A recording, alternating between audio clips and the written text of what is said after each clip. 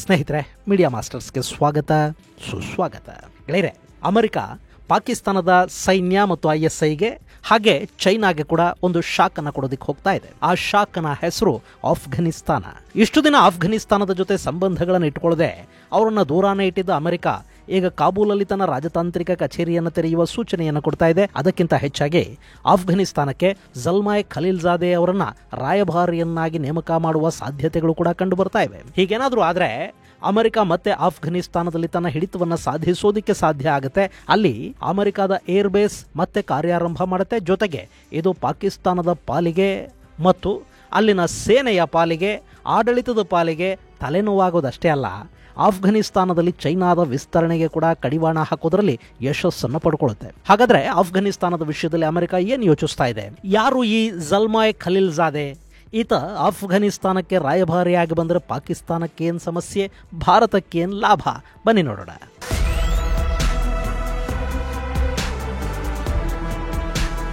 ಗೆಳೆಯರೆ, ಮೊನ್ನೆ ಅಮೆರಿಕದ ರಾಜತಾಂತ್ರಿಕ ಅಧಿಕಾರಿ ಖಲೀಲ್ಜಾದೆ ಹಾಗೂ ಆದಮ್ ಬೋಹ್ಲೆರ್ ಇಬ್ಬರು ಆಫ್ಘನಿಸ್ತಾನಕ್ಕೆ ಭೇಟಿ ಕೊಟ್ಟರು. ಅಲ್ಲಿನ ವಿದೇಶಾಂಗ ಸಚಿವ ಮುತ್ತಕಿ ಜೊತೆ ಮಾತುಕತೆಗಳಾದವು.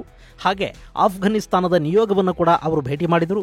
ಈ ಸಂದರ್ಭದಲ್ಲಿ ಅಲ್ಲಿ ಎರಡು ಅತಿದೊಡ್ಡ ಬೆಳವಣಿಗೆಗಳು ನಡೆದಿವೆ. ಆಫ್ಘನಿಸ್ತಾನ ತನ್ನ ಸೆರೆಯಲ್ಲಿದ್ದ ಅಮೆರಿಕದ ಪ್ರಜೆಯನ್ನ ಗಿಫ್ಟ್ ರೀತಿಯಲ್ಲಿ ಅಮೆರಿಕಾಗೆ ವಾಪಸ್ ಕೊಟ್ಟಿದೆ. ಹಾಗೆ ಅಮೆರಿಕ ಆಫ್ಘನಿಸ್ತಾನದ ಗೃಹ ಸಚಿವ ಹಕ್ಕಾನಿ ಹಾಗೂ ಆತನ ನೆಟ್ವರ್ಕ್ ಮೇಲಿನ ನಿರ್ಬಂಧಗಳನ್ನು ರದ್ದು ಮಾಡಿದೆ ಮತ್ತು ಹಕ್ಕಾನಿಗಳ ಮೇಲೆ ಅಮೆರಿಕ ಘೋಷಿಸಿದ್ದ ತಲೆ ಬಹುಮಾನ ಕೂಡ ರದ್ದುಗೊಳಿಸಲಾಗಿದೆ. ಇಲ್ಲಿ ಅಮೆರಿಕ ಮತ್ತೆ ಆಫ್ಘನಿಸ್ತಾನದ ಜೊತೆ ಸಂಬಂಧಗಳನ್ನು ಸುಧಾರಿಸಿಕೊಳ್ಳುವ ಸೂಚನೆಯನ್ನು ಕೊಡ್ತಾ ಇದೆ. ಇನ್ನೂ ಮಜಾ ಅಂದ್ರೆ ಈ ಬಾರಿ ಅಮೆರಿಕ ಆಫ್ಘನಿಸ್ತಾನಕ್ಕೆ ಹೋಗೋದಕ್ಕೆ ಪಾಕಿಸ್ತಾನದ ಮಧ್ಯಸ್ಥಿಕೆಯನ್ನು ಬಯಸಿಲ್ಲ.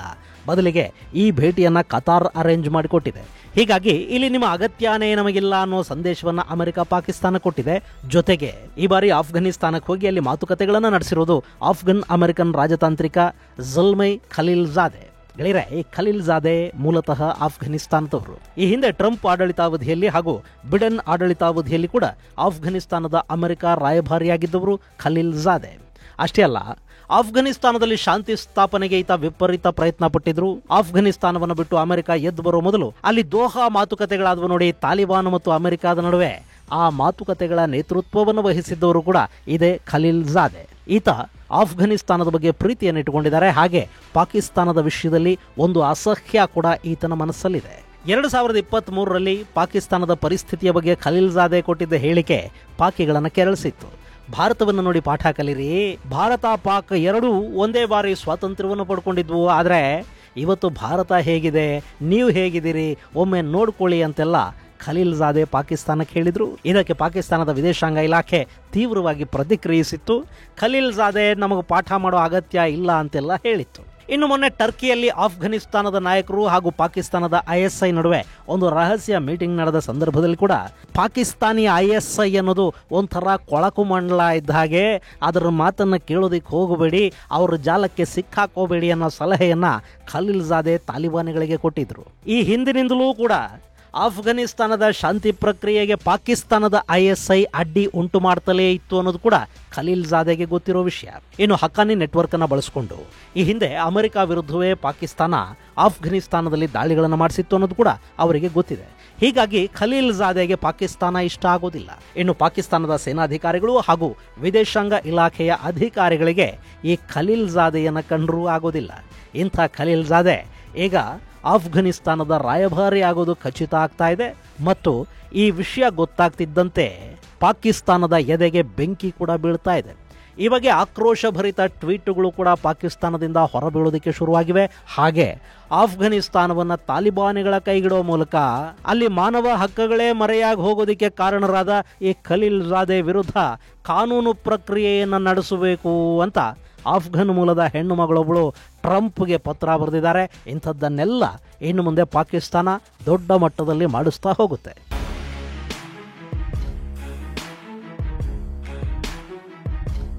ಇನ್ನು ಖಲೀಲ್ಜಾದೆ ಬರೋದ್ರಿಂದ ಪಾಕಿಸ್ತಾನಕ್ಕೆ ಏನು ನೋವು? ಗೆಳೆಯರೆ, ಸದ್ಯಕ್ಕೆ ಆಫ್ಘನಿಸ್ತಾನ ಹಾಗೂ ಪಾಕಿಸ್ತಾನದ ಸಂಬಂಧಗಳು ಚೆನ್ನಾಗಿಲ್ಲ. ಇಷ್ಟಾದರೂ ಪಾಕಿಸ್ತಾನ ಅಲ್ಲಿ ಸಣ್ಣಗೆ ಆಟ ಆಡೋದನ್ನೇನು ಬಿಟ್ಟಿಲ್ಲ. ನಿಮಗೆ ಗೊತ್ತಿರಬೇಕು, ತಾಲಿಬಾನ್ ಅನ್ನೋದು ಒಂದು ಗುಂಪು ಒಂದು ಮಾತು ಅಂತೇನಲ್ಲ. ಅಲ್ಲೂ 2 ಗುಂಪುಗಳಿವೆ. ಒಂದು ಕಂದಹಾರ್ ಗುಂಪಾದರೆ ಇನ್ನೊಂದು ಕಾಬೂಲ್ ಗುಂಪು ಅಥವಾ ಹಕ್ಕಾನಿ ನೆಟ್ವರ್ಕ್. ಆಫ್ಘನಿಸ್ತಾನದ ಸರ್ವೋಚ್ಚ ನಾಯಕ ಅಖುಂಜಾದಾ ಇದನಲ್ಲ, ಆತ ಕಂದಹಾರ್ ಗ್ರೂಪಿಗೆ ಸೇರಿದವನು. ಇದನ್ನ ಕ್ವೆಟಾ ಶೂರಾ ಗುಂಪು ಅಂತ ಕೂಡ ಕರೀತಾರೆ. ಇದು ಮುಲ್ಲಾ ಓಮರ್ನ ಜೊತೆ ನಿಕಟ ಸಂಪರ್ಕವನ್ನ ಹೊಂದಿದ್ದ ಗುಂಪು ಮತ್ತು ಕ್ವೆಟಾದಲ್ಲಿ ಇವರು ಆಶ್ರಯ ಪಡ್ಕೊಂಡಿದ್ರು. ಹೀಗಾಗಿ ಇವರನ್ನ ಕ್ವೆಟಾ ಶೂರಾ ಅಂತ ಕೂಡ ಕರೀತಾರೆ. ಇನ್ನೊಂದು ಗುಂಪಿದೆ, ಅದನ್ನ ಹಕ್ಕಾನಿ ನೆಟ್ವರ್ಕ್ ಅಂತ ಕರೀತಾರೆ. ಇದನ್ನ ಮುಲ್ಲಾ ಜಲಾಲುದ್ದೀನ್ ಹಕ್ಕಾನಿ ಸ್ಥಾಪನೆ ಮಾಡ್ತಾನೆ. ಈಗ ಇದರ ನಾಯಕತ್ವ ಸಿರಾಜುದ್ದೀನ್ ಹಕ್ಕಾನಿಯ ಕೈಯಲ್ಲಿದೆ. ಈ ಸಿರಾಜುದ್ದೀನ್ ಆಫ್ಘನಿಸ್ತಾನದ ಗೃಹ ಸಚಿವನಾಗಿದ್ದಾನೆ. ಗೆಳೆಯರೆ, ಈ ಹಕ್ಕಾನಿ ನೆಟ್ವರ್ಕ್ ಪಾಕಿಸ್ತಾನದ ISI ಜೊತೆ ನಿಕಟ ಸಂಪರ್ಕವನ್ನು ಹೊಂದಿತ್ತು. ಹಕ್ಕಾನಿಗೆ ಪಾಕಿಸ್ತಾನ ಆಶ್ರಯವನ್ನು ಕೊಟ್ಟಿತ್ತು. ಅಷ್ಟೇ ಅಲ್ಲ, ಜಲಾಲುದ್ದೀನ್ ಹಕ್ಕಾನಿಯ ಮೂಲಕ ಆಫ್ಘನಿಸ್ತಾನದಲ್ಲಿ ISI ಸಾಕಷ್ಟು ದಾಳಿಗಳನ್ನು ಕೂಡ ಮಾಡಿಸ್ತಾ ಬಂತು. ಭಯೋತ್ಪಾದಕ ಕೃತ್ಯಗಳಲ್ಲಿ ಈ ಗುಂಪು ತೊಡಗಿಸಿಕೊಂಡಿತ್ತು. ಇದು ಸಾಕಷ್ಟು ವರ್ಷಗಳ ಕಾಲ ತಾಲಿಬಾನಿನ ಸಶಸ್ತ್ರ ಪಡೆಯಂತೆ ಕೆಲಸ ಮಾಡಿದ್ದೂ ಹೌದು. ಆಫ್ಘನಿಸ್ತಾನದಲ್ಲಿ ಅಮೆರಿಕ ಕೃಪಾಪೋಷಿತ ಪ್ರಜಾಪ್ರಭುತ್ವ ಇದ್ದಾಗ ಅಲ್ಲಿ ವಿಪರೀತ ಪ್ರಮಾಣದ ದಾಳಿಗಳು, ಉಗ್ರ ಕೃತ್ಯಗಳನ್ನು ಎಸಗಿದ್ದು ಇದೇ ಹಕ್ಕಾನಿ ನೆಟ್ವರ್ಕ್. ಆದರೆ ಆಫ್ಘನಿಸ್ತಾನ ತಾಲಿಬಾನ್ ಹಿಡಿತಕ್ಕೆ ಬಂದ ನಂತರ ಸಿರಾಜುದ್ದೀನ್ ಹಕ್ಕಾನಿ ಅಲ್ಲಿನ ಆಂತರಿಕ ರಕ್ಷಣಾ ಸಚಿವ ಅಂದರೆ ಗೃಹ ಸಚಿವನಾದ. ಹೀಗಾಗಿ ಪಾಕಿಸ್ತಾನ ಈ ಹಕ್ಕಾನಿಯ ಬೆಂಬಲವನ್ನು ಪಡ್ಕೊಂಡು TTP ಅಂದರೆ ತೆಹರಿಕಿ ತಾಲಿಬಾನಿ ಪಾಕಿಸ್ತಾನ ಇದೆಯಲ್ಲ, ಅದರ ಹುಟ್ಟಡಗಿಸಿ ಬಿಡುವ ಯೋಚನೆಯನ್ನು ಮಾಡ್ತು. ಆದರೆ ಈ ಹಿಂದೆ ಅನಿವಾರ್ಯಕ್ಕೆ ಬಿದ್ದು ಪಾಕಿಸ್ತಾನದ ಜೊತೆ ಬಲವಂತದ ಸಂಬಂಧಗಳನ್ನು ಇಟ್ಟುಕೊಂಡಿದ್ದ ಹಕ್ಕಾನಿ ಈಗ ಅವರ ಮಾತುಗಳನ್ನು ಕೇಳುವುದನ್ನು ನಿಲ್ಲಿಸಿಬಿಟ್ಟಿದ್ದ. ಸೊ ISI ಆಫ್ಘನಿಸ್ತಾನದಲ್ಲಿ ತಾಲಿಬಾನ್ ವಿರುದ್ಧ ISISಗೆ ಬೆಂಬಲ ಕೊಡೋದಕ್ಕೆ ಶುರು ಮಾಡ್ತು. ಜೊತೆಗೆ ಹಕ್ಕಾನಿಯ ಪಾಕಿಸ್ತಾನದ ಪಾಸ್ಪೋರ್ಟ್ ಅನ್ನು ಕೂಡ ರದ್ದು ಮಾಡ್ತು. ಇತ್ತೀಚೆಗೆ ಹಕ್ಕಾನಿಯ ಚಿಕ್ಕಪ್ಪ ISIS ದಾಳಿಯಲ್ಲಿ ಸಾವಿಗೀಡಾದ. ಅದರ ಹಿಂದೆ ಕೂಡ ಪಾಕಿಸ್ತಾನದ ಕೈವಾಡ ಇದೆ ಅನ್ನೋ ಅನುಮಾನ ಹಕ್ಕಾನಿಗಳಿಗಿದೆ. ಇಲ್ಲಿ ಹಕ್ಕಾನಿ ಹಾಗೂ ISI ಸಂಬಂಧಗಳು ಹಳಸ್ತಾ ಇದ್ವು. ಆದರೆ ಆತನ ತಲೆಯ ಮೇಲೆ ಅಮೆರಿಕದ ಬಹುಮಾನ ಇತ್ತು. ಇಲ್ಲಿ ISI ಜೊತೆ ಸಂಬಂಧಗಳನ್ನು ಇಟ್ಟುಕೊಂಡಿದ್ದ ದಿನಗಳಲ್ಲಿ ಹಕ್ಕಾನಿ ನೆಟ್ವರ್ಕ್ ಪಾಕಿಸ್ತಾನ ಹೇಳಿದ ಹಾಗೆ ಕೇಳ್ತಾ ಇತ್ತು. 2008ರಲ್ಲಿ ಆಫ್ಘನಿಸ್ತಾನದಲ್ಲಿ ಭಾರತದ ರಾಯಭಾರ ಕಚೇರಿ ಮೇಲೆ ಹಕ್ಕಾನಿ ನೆಟ್ವರ್ಕ್ ಬಾಂಬ್ ದಾಳಿ ಮಾಡ್ತು. ಅದರಲ್ಲಿ ಸುಮಾರು 58 ಮಂದಿ ಸಾವಿಗೀಡಾದರು. 2009ರಲ್ಲಿ CIA ಕ್ಯಾಂಪ್ ಮೇಲೆ ಆತ್ಮಾಹುತಿ ದಾಳಿಯನ್ನು ನಡೆಸಲಾಯಿತು. 2011ರಲ್ಲಿ ಅಮೆರಿಕದ ರಾಯಭಾರ ಕಚೇರಿ ಮತ್ತು ನ್ಯಾಟೋ ಪಡೆಗಳ ಮೇಲೆ ಇದೇ ಹಕ್ಕಾನಿ ಗ್ರೂಪ್ ದಾಳಿ ಮಾಡ್ತು. ಈ ಹಿನ್ನೆಲೆಯಲ್ಲಿ ಅಮೆರಿಕ ಹಕ್ಕಾನಿ ಗುಂಪನ್ನು ಭಯೋತ್ಪಾದಕರ ಪಟ್ಟಿಗೆ ಸೇರಿಸ್ತು ಮಾತ್ರ ಅಲ್ಲ, ಸಿರಾಜುದ್ದೀನ್ ಹಕ್ಕಾನಿಯ ಮೇಲೆ 10 ಮಿಲಿಯನ್ ಬಹುಮಾನವನ್ನು ಕೂಡ ಘೋಷಣೆ ಮಾಡ್ತು. ಈ ಅಸ್ತ್ರವನ್ನು ಇಟ್ಟುಕೊಂಡೇ ಪಾಕಿಸ್ತಾನ ಹಕ್ಕಾನಿಯನ್ನ ಬ್ಲಾಕ್ ಮೇಲ್ ಮಾಡ್ತಲೇ ಬರ್ತಾ ಇತ್ತು. ಆದ್ರೆ ಈಗ ಅಮೆರಿಕ ಆ ಬಹುಮಾನವನ್ನೇ ರದ್ದು ಮಾಡ್ತಾ ಇದೆ. ಹಕ್ಕಾನಿ ಇನ್ನು ಮುಂದೆ ಅಮೆರಿಕಾಗೆ ಮೋಸ್ಟ್ ವಾಂಟೆಡ್ ಅಲ್ಲ. ಹಾಗೆ ಪಾಕಿಸ್ತಾನವನ್ನು ಕೂಡ ನಾವು ಕೇರ್ ಮಾಡೋದಿಲ್ಲ, ಅವರನ್ನು ಎಲ್ಲಿಡಬೇಕು ಅಲ್ಲಿಡ್ತೀವಿ ಅನ್ನೋ ಸಂದೇಶವನ್ನು ಕೂಡ ಅಮೆರಿಕ ಈಗ ಕೊಟ್ಟಿದೆ. ಹೀಗಾಗಿ ಹಕ್ಕಾನಿಗಿನ್ನು ಪಾಕಿಸ್ತಾನದ ಮುಲಾಜು ಅನ್ನೋದಿರೋದೇ ಇಲ್ಲ. ಪಾಕಿಗಳು ಹಕ್ಕಾನಿಗೆ ಬೇಕಾಗೋದೂ ಇಲ್ಲ.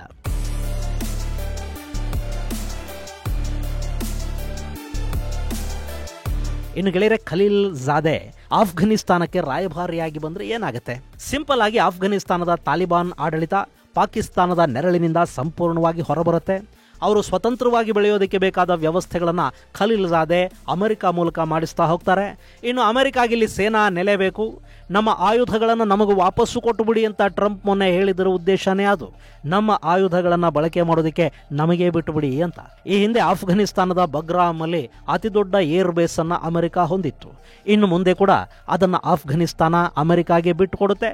ಈ ಮೂಲಕ ಅಮೆರಿಕ ಮುಂದಿನ ದಿನಗಳಲ್ಲಿ ಇರಾನ್ ವಿರುದ್ಧ ಮಾಡಬೇಕಾಗಿರೋ ಕಾರ್ಯಾಚರಣೆಗೆ ಮತ್ತು ಮಧ್ಯಪ್ರಾಚ್ಯದ ಮೇಲೆ ಹಿಡಿತವನ್ನು ಸಾಧಿಸೋದಕ್ಕೆ ಆಫ್ಘನಿಸ್ತಾನದಲ್ಲಿ ಒಂದು ವಾಯು ಹಾಗೂ ಸೇನಾ ನೆಲೆಯನ್ನ ಹೊಂದಿದಂತಾಗತ್ತೆ. ಇನ್ನು ಅಲ್ಲಿ ಅಮೆರಿಕದ ಕಾರ್ಯಾಚರಣೆಗಳು ಅಂತ ಏನೂ ಇರೋದಿಲ್ಲ. ಇದು ಶಾಂತಿ ಕಾಲದ ಏರ್ ಬೇಸು. ಹೀಗಾಗಿ ಆಫ್ಘನಿಸ್ತಾನಕ್ಕೆ ಅಂದರೆ ತಾಲಿಬಾನ್ಗೆ ಕೂಡ ಇದರಿಂದ ಯಾವ ತೊಂದರೆಯೂ ಇರೋದಿಲ್ಲ. ಹಾಗೆ ಅಲ್ಲಿ ISIS ವಿರುದ್ಧ ತಾಲಿಬಾನಿಗಳು ಕೂಡ ಯುದ್ಧ ಮಾಡ್ತಾ ಇದ್ದಾರೆ.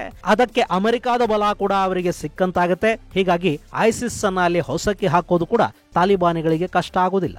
ಇನ್ನು ಹೀಗೆ ಏರ್ ಬೇಸ್ ಅನ್ನು ಬಿಟ್ಟುಕೊಡೋದ್ರಿಂದ ಆಫ್ಘನಿಸ್ತಾನಕ್ಕೆ ಏನು ಲಾಭ ಅಂದರೆ, ಅಮೆರಿಕ ಆಫ್ಘನಿಸ್ತಾನದ ತಾಲಿಬಾನ್ ಆಡಳಿತಕ್ಕೆ ಮಾನ್ಯತೆಯನ್ನು ಕೊಡಬೇಕಾಗಿ ಬರುತ್ತೆ. ಅಮೆರಿಕದ ಮಾನ್ಯತೆ ಸಿಕ್ಕಿಬಿಟ್ರೆ ಜಗತ್ತಿನ ಮಾನ್ಯತೆ ಸಿಗುತ್ತೆ.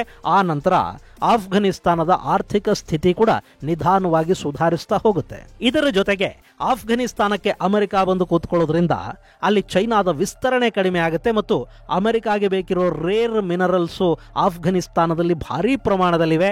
ಅವುಗಳ ಮೇಲೆ ಅಮೆರಿಕಾದ ಕಂಪನಿಗಳು ಹಿಡಿತ ಸಾಧಿಸ್ತಾ ಹೋಗುತ್ತವೆ. ಸೊ ಇಲ್ಲಿ ಅಮೆರಿಕಾನೂ ಖುಷು, ಆಫ್ಘನಿಸ್ತಾನವೂ ಖುಷು. ಏನಾದರೂ ಕಳ್ಕೊಂಡ್ರೆ ಅದು ಚೈನಾ ಮತ್ತು ಪಾಕಿಸ್ತಾನ ಮಾತ್ರ. ಇಲ್ಲಿ ಪಾಕಿಸ್ತಾನಕ್ಕೆ ಇನ್ನೂ ಒಂದು ಆತಂಕ ಇದೆ.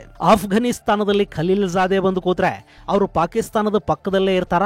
ಆಗ ಪಾಕಿಸ್ತಾನದ ಆಡಳಿತದಲ್ಲಿ ಕೂಡ ಕೈ ಆಡಿಸ್ತಾ ಹೋಗ್ತಾರೆ. ಜೊತೆಗೆ ಈ ಖಲೀಲ್ ಜಾದೆಗೆ ಭಾರತದ ಬಗ್ಗೆ ತುಂಬಾ ಒಳ್ಳೆಯ ಅಭಿಪ್ರಾಯ ಇದೆ. ಈ ಹಿಂದೆ ಆಫ್ಘನಿಸ್ತಾನದಲ್ಲಿ ಭಾರತ ಯಾವ ಪ್ರತಿಫಲಾಪೇಕ್ಷೆಯೂ ಇಲ್ಲದೆ ಅತ್ಯುತ್ತಮ ಕೆಲಸಗಳನ್ನು ಮಾಡಿದೆ. ಅವರಿಗೆ ಬೇಕಾದ ರಸ್ತೆಗಳನ್ನು ನಿರ್ಮಾಣ ಮಾಡಿಕೊಟ್ಟಿದೆ. ಆಹಾರ, ಔಷಧ, ಹೀಗೆ ನಾನಾ ರೀತಿಯ ಸಹಾಯಗಳನ್ನು ಭಾರತ ಮಾಡ್ತಾ ಬಂದಿದೆ. ಜೊತೆಗೆ ಭಾರತ ಯಾವುದೇ ರೀತಿಯಲ್ಲೂ ಆಫ್ಘನಿಸ್ತಾನದ ಸಾರ್ವಭೌಮತ್ವಕ್ಕೆ ತೊಂದರೆಯನ್ನು ಕೊಡುವುದಿಲ್ಲ ಮತ್ತು ಭಾರತಕ್ಕೆ ಅಲ್ಲಿ ಪಾಕಿಸ್ತಾನದ ಮತ್ತೊಂದು ಬದಿಯಲ್ಲಿ ನಾವಿರಬೇಕು ಅನ್ನೋದೊಂದನ್ನು ಬಿಟ್ರೆ ಬೇರಿನ್ಯಾವ ವಿಶೇಷ ಆಸಕ್ತಿಯೂ ಇಲ್ಲ. ಹೀಗಾಗಿ ಈ ಖಲೀಲ್ ಜಾದೆ ಭಾರತದ ಬಗ್ಗೆ ವಿಶೇಷ ಗೌರವ ಮತ್ತು ಪ್ರೀತಿಗಳನ್ನು ಇಟ್ಕೊಂಡಿದ್ದಾರೆ. ಇದು ಕೂಡ ಪಾಕಿಸ್ತಾನದ ಆತಂಕಕ್ಕೆ ಅಲ್ಲಿ ಕಾರಣ ಆಗ್ತಾ ಇದೆ. ಇನ್ನು ಈ ಹಿಂದೆ ದೋಹಾ ಮಾತುಕತೆಗಳ ಸಂದರ್ಭದಲ್ಲಿ ಅವತ್ತಿನ ಪಾಕಿಸ್ತಾನದ ಪ್ರಧಾನಿ ಇಮ್ರಾನ್ ಖಾನ್ ಜೊತೆಗೆ ಈ ಖಲೀಲ್ ಜಾದೆಗೆ ಒಂದು ಸಂಬಂಧ ಬೆಳೆದಿತ್ತು. ಇಮ್ರಾನ್ಗೂ ಕೂಡ ಖಲೀಲ್ ಜಾದೆ ಬಗ್ಗೆ ವಿಪರೀತ ಅಭಿಮಾನ ಇದೆ. ತಾಲಿಬಾನಿಗಳು ಇಮ್ರಾನ್ ಖಾನ್ ಮೇಲೆ ಪ್ರೀತಿ ಇಟ್ಟುಕೊಂಡಿದ್ದಾರೆ. ಅದು ಪಠಾಣ ಅನ್ನೋ ಕಾರಣಕ್ಕೆ ಮತ್ತು ಅವರ ಅಧಿಕಾರಕ್ಕೆ ಬರೋದರಲ್ಲಿ ಇಮ್ರಾನ್ ಸಹಾಯ ಕೂಡ ಅಲ್ಲಿದೆ. ಹೀಗಾಗಿ ತಾಲಿಬಾನ್, ಖಲೀಲ್ ಜಾದೆ ಇಬ್ಬರು ಸೇರಿ ಇಮ್ರಾನ್ ಬಿಡುಗಡೆಗೆ ಅಮೆರಿಕಾದ ಮೂಲಕ ಪಾಕಿಸ್ತಾನದ ಆಡಳಿತದ ಮೇಲೆ ಒತ್ತಡವನ್ನ ಹೇರೋ ಸಾಧ್ಯತೆ ಕೂಡ ಇರುತ್ತೆ. ಹಾಗೇನಾದ್ರೂ ಆದ್ರೆ ಅಲ್ಲಿ ಇಮ್ರಾನ್ ಬಿಡುಗಡೆಯಾಗಿ ಹೊರಗೆ ಬಂದ್ರೆ ಪಾಕಿಸ್ತಾನದ ಈಗಿನ ಸರ್ಕಾರ ಪತನ ಆಗುತ್ತೆ. ಅಲ್ಲಿ ಹೇಗೂ ಯಾವ ಸರ್ಕಾರವೂ 5 ವರ್ಷ ಇವತ್ತಿನವರೆಗೆ ಆಡಳಿತವನ್ನು ಪೂರ್ಣಗೊಳಿಸಿಲ್ಲ. ಸೊ ಶರೀಫ್ ಸರ್ಕಾರ ಪತನಗೊಂಡು ಮತ್ತೆ ಇಮ್ರಾನ್ ಖಾನ್ ಆಡಳಿತ ಅಲ್ಲಿ ಬಂದ್ರೆ ಸೇನೆಗೆ, ISIಗೆ ಗ್ಯಾರಂಟಿ ಅವರು ಬ್ಯಾಂಡ್ ಬಾರಿಸೋದಕ್ಕೆ ಶುರು ಮಾಡ್ತಾರೆ. ಈ ಬಾರಿ ಇಮ್ರಾನ್ ಖಾನ್ ಈಗಿನ ಸೇನಾಧಿಕಾರಿಗಳು ಹಾಗೂ ಸೇನಾ ವ್ಯವಸ್ಥೆಯ ಮೇಲೆ ತಮ್ಮ ಎಲ್ಲ ಸಿಟ್ಟನ್ನು ತೀರಿಸಿಕೊಳ್ಳದೆ ಬಿಡುವುದಿಲ್ಲ. ಇಮ್ರಾನ್ ಮತ್ತೆ ಅಧಿಕಾರಕ್ಕೆ ಬಂದ್ರೆ ಪಾಕಿಸ್ತಾನಿ ಸೇನೆಗೆ ಒಂದು ಲಗಾಮಂತೂ ಬೀಳುತ್ತೆ. ಇಲ್ಲಿ ಖಲೀಲ್ ಜಾದೆ ಆಫ್ಘನಿಸ್ತಾನಕ್ಕೆ ಬರ್ತಾರೆ ಅನ್ನೋದನ್ನ ಕೇಳಿನೇ ಪಾಕಿಸ್ತಾನ ಕಂಗಾಲಾಗಿ ಹೋಗ್ತಾ ಇದೆ. ಅಮೆರಿಕಾದ ಈ ಆಫ್ಘನ್ ಮಾಸ್ಟರ್ ಸ್ಟ್ರೋಕು ಮುಂದಿನ ದಿನಗಳಲ್ಲಿ ಹೇಗಿರುತ್ತೆ, ಅದರ ಪರಿಣಾಮ ಏನು ಅನ್ನೋದನ್ನ ನಾವು ಕಾದು ನೋಡಬೇಕಷ್ಟೇ. ಇದು ಗೆಳೆಯರೆ ಆಫ್ಘನಿಸ್ತಾನದ ಹೊಸ ರಾಯಭಾರಿಯಾಗಿ ಪಾಕಿಸ್ತಾನದ ವಿರೋಧಿ ಖಲೀಲ್ ಜಾದೆ ನೇಮಕದ ಸಾಧ್ಯತೆಗಳು ಹಾಗೂ ಅದರಿಂದ ಪಾಕಿಸ್ತಾನದ ಮೇಲೆ ಆಗಬಹುದಾದ ಪರಿಣಾಮಗಳ ಕುರಿತಾದ ಒಂದಷ್ಟು ಮಾಹಿತಿ. ಮುಂದಿನ ಸಂಚಿಕೆಯಲ್ಲಿ ಮತ್ತಷ್ಟು ವಿಶೇಷಗಳ ಜೊತೆ ಮತ್ತೆ ಭೇಟಿಯಾಗೋಣ. ಅಲ್ಲಿವರೆಗೆ ಜೈ ಹಿಂದ್, ಜೈ ಕರ್ನಾಟಕ.